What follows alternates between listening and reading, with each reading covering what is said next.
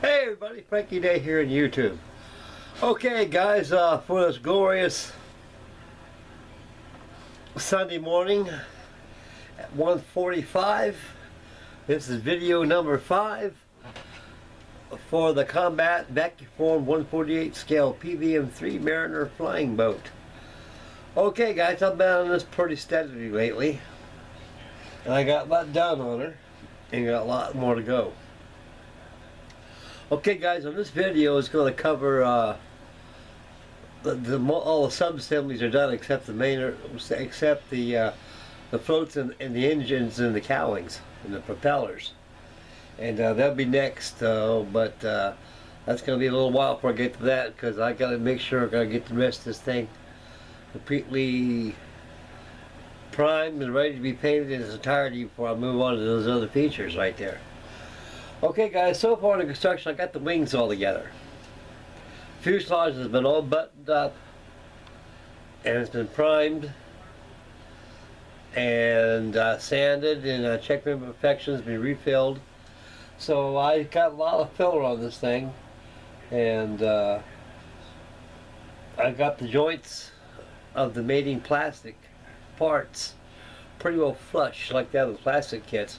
I always like to use a lot of filler on there to make sure there's enough on there. On these Vacuform kit guys, you can't help but use a quite amount of filler, because it's pretty well needed because it's a Vacuform kit. And if any gaps like that, it's best to fill them in with sheet styrene. Believe you me, there's a lot of surplus styrene left over in these kits there after you start cutting the parts out from the carrier sheets. You'd be amazed how much plastic you got. I got oodles and oodles of plastic, pieces of plastic like this. Don't throw the stuff away. This makes good stuff with sprue glue. If you get you come down to your, this is almost ready for sprue glue right here. This to me extra thin, wherever it is. I got a little ways to go, but anyway, make a long story short, folks, pieces like that you chop them up real fine, you throw them in here, make some good sprue glue. You know, it's pretty good. Works pretty well. But anyway, guys, when you start working with Vacuform kits, you start getting any gaps like that, because you don't do a little over sanding on the opposing mating parts that they're constructed to. You always use a lot of styrene like here that'll fill in. That's not better to use a filler. Okay guys, I got the wings together, I got the horizontal stabilizers done, I got the twin rudders all done. So basically it's almost all built, except the wing hasn't been joined to the fuselage yet though, but I'm going to join that in the center section of the wings. Will be joined by using epoxy. So I'm going to use some 30-minute epoxy on the wing joints, and I'm going to fill in the top of the leading edge and trailing edge of the center wing sections of the fuselage with epoxy. And that beats using styrene, because you want to use twin styrene glue, because the plastic on Vacuform kits is very thin opposed to plastic like trumpeter kits or Bell Monogram and such. And that'll be it. Okay guys, we'll take the camera around, we'll swing around and take a look at how much old Frankie Day's got done on this beautiful looking flying boat, and we'll come back and discuss the video what I'll be doing now. And I'm behind a couple of my kids. I'm behind the Whitley right now. I promised to have a video of that, so I promise you tomorrow for certain we'll have a video of that, because I'm going to get started on that. So I want to get my goal on this flying boat here is to get it all sanded down. Wings all sanded down again, the fuselage all sanded down, primed, and let dry, and check for imperfections, and spotted out like you see right here as we bring the video camera to the model itself, and explain what I've done on this thing. Okay guys, let's chatter, and we're going to swing the camera over here, take a look at this mighty Mariner. Alright fellas, there she is, and we'll zoom a little closer with her entirety. Okay guys, on the Mariner here, I've got on the top wing section here, I got spars. On the center wing section here, composed of two pieces. You got a top section, and you got the bottom section. On the end of the wing roots to the center wing, I removed all that plastic out of there. There's nothing but a shell opening. I ran a spar all the way up to here to the edge of the wing root, and I filled the wing root in with a plastic rib using sheet plastic. Before I installed that wing root filler piece on the edge of this center section of the wing, I cut out 2 hexagons where spars have come through. So I ran one spar right next to the spar coming up to here, make sure that's glued in its entirety, another one here, and a spar comes through here, another one comes right through here, then you just slide your wing over the spar, and voila, you're done. I got the tails all done. I got spars on the stabilizers too. I made 2 V-shaped spars. One spar goes here, straight this way, comes back up here, and same thing forward. Like I say, fellas, when you're building these Vacuform kits, it's a must. It's a rule of thumb in Vacuform law is that these things need internal structures. Because you're going to have a lifeless kit. There's going to be nothing. It'll be a fart in the wind.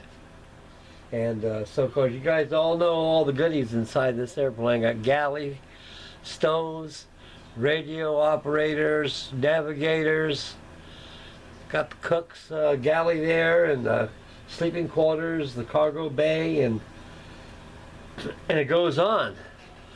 But so anyway, when these wings were together, they were sanded down real flat, making sure that all the tops and bottoms of the wings fit very flush. If they don't fit flush, don't force them to fit flush, guys. Like I say, there's a lot of the surplus plastic laying around, and don't throw it away. This stuff is good stuff. You can use it for sketch building on this kit here, and it's good for filler, like filling in big large gaps, or make sprue glue. It's always best to do 2 things. Always, this is the best way to use it is fill it in with sheet styrene, and so you got a lot of styrene left over, guys, when you build these combat kits. All Vacuform kits in nature, they tend to leave you a lot of surplus plastic laying around, so don't throw those away, because you'd be surprised what you can do with that surplus plastic. Like I say, you can make sprue glue out of it, or you can use it parts for making small sundries for your detail. It's good stuff, guys. It's you got a lot of crazy looking slivers like this and stuff like that. You know, you can throw away, but you get pieces like this. It's good for sprue glue. Just chop it up, guys. Take a pair of scissors and just cut the hell out of it like cutting paper, and put it in a container. Put it in something that you can keep in like this, and pour it in your glue. You got sprue glue. Excellent filler, guys. Excellent filler. So on the Mariner, my goal is to do next is sand this whole wing down again, and the fuselage, and add another coat of primer on it and check for imperfections. Any more imperfections, repeat the process all over again by filling, sanding, prime, fill, sand, prime. Keeps it going, keep it going, and keep it going until it's completely blemish free. You don't see it no more. And I've rescribed the panel lines, which I'll be doing. So this is a big flying boat. You can see how big my hand is compared to this thing. This thing is big, and it's huge. It's big. It's a big girl, and this thing is built correct, appropriate way by using the internal structures. I believe I got one gentleman that commented on this, and he's watching this video with interest. I forget the gentleman's name, and he's got a combat Vacuform kit of this too, the same thing here, and he's using my model as a reference point on how to build it. So this video here will not be very much in depth and detail how it's constructed, but I can show you what I've done on it in spite of fuselage interiors. Like I said, guys, on this wing here, I got two big old spars. I cut a spar this way, that way, and this way, in the ends, at the end, the wing root of the center wing. And you fill in that wing root of the center wing right here with sheet plastic. Cut out 2 slots where you can run your spars. Make sure those spars are glued to the center spars. That way everything is mechanically sealed and it's all together. And you know you got a very strong internal structure airplane here. This thing is very strong now, and it's very heavy. This thing was light as a roll of toilet paper. We moved the carrier sheets. Adding all the styrene inside this thing and wing spars that I put in this thing and wing ribs and it's very, very heavy. And I like it that way. And it's a beautiful flying boat. This Mariner, type number 62, 162. Mighty Mariner came out back in 1938. And I went to a few changes until its final model was the PBM-5 to the PBM-5A. The PBM-2, PBM-1 had retractable floats. That retracted, they got that idea from Consolidated. Then they went ahead and started making the floats with your float struts on your wingtips. And the float struts are going to be made out of aluminum rod and aluminum tubing. You can take a tubing and kind of smash it a little bit to get an airfoil on it, crimp it a little bit, and using a 5-minute epoxy, or you can epoxy the same. But this plane go together very well, and hard part's over, guys. All the construction's all done on this thing, and just getting it ready to be painted and get this wing mounted on top of the fuselage, and nothing left. Virtually just cowlings and the engines and your floats and your transparency. And so I'm going to be working on that transparency. I'm going to make sure that the canopy fits on it very well. And when it fits real well where I got it, I'm going to mask it down, because I want to be able to paint this whole aircraft along with the canopy. And the same thing applies to the forward turret and the back and the after turret. So that's about as far as I got on this Mariner, guys. And I should have another video of this probably by Tuesday evening. And by Tuesday evening, hopefully this thing will be completely ready to be painted in its final paint measure. I should have it done probably by maybe the latter part of next week or the weekend for certain. But I got to get Holland and Whitley. I'm behind that because I'm involved building this thing. Okay, guys, I got a treat for you guys. I want to show you right here. All right, we're going to camera back to me. Okay, here I am, fellas. That concludes video 5 on the Combat Vacuform 148 scale PBM3 Mariner flying boat. So like I say, guys, anybody's got this kit in their stash, I hope I inspired you to build it, because it's not going to be a very easy kit to build, guys. Vacuform kits are very, very difficult to build in nature, because once you cut out that part from that carrier sheet, you got to sand back and forth and make sure that the parts make good. If you sand too much on one end, it'll leave a gap sometimes, so don't worry about it. That can be filled in with sheet plastic, and that's what it's there for boo-boos. Okay, guys, I went to the hobby shop. I went there and bought me about 4 more bottles of Tamiya Thin, or however you pronounce it. And I was greeted by Russ, and he goes, "Frank, it's finally arrived." And I was kind of stifled for a minute. What arrived? And the new Airfix 1/72 scale B-17G Flying Fortress. We finally got it in the United States of America now. And this is a gorgeous, superb kit. I kid you not, guys. They're giving this kit away. I paid exactly $33.99 for it. And with my discount with Russ, it cost me $25. Now, if our Oriental Asian brothers ever produced this kit would be a $100 kit with no sweat. No sweat. And I looked at it a little bit inside the baggies, the big old bag with it throw the screws in, and the instructions. This thing is loaded with fidelity of detail. And so anybody's got this in the stash, you know what old Frankie Day is saying. This is an excellent kit, and it is a must kit. Airfix are really knocking out these new tool kits they're making, and I was kind of hoping all the old kits that they made back in the 50s and 60s, they could retool every one of them. Boy, that'd be a joyous event. Anyway, guys, this kit here is built very, very easily and very, very well. But judging the instructions, how they're written, they give you two different options. Color call-outs, actually the same thing, you know. And you can. This is the later B-17G model.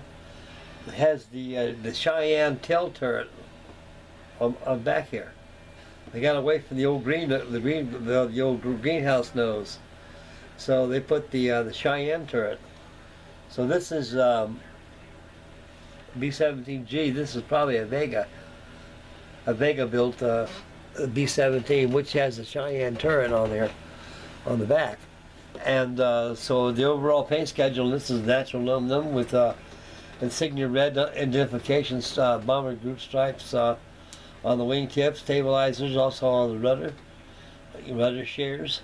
And you got one over here that has olive drab rudder with a black or a green fin. Excuse me, guys, it was black fin. Black fin, you got one with an olive drab fin. That's the one with the insignia red. So they give you two different decals, sets of decals for it. And it's a very beautiful kit. Oh, this kit here can build many B-17s. If you want to make it all olive drab, neutral gray with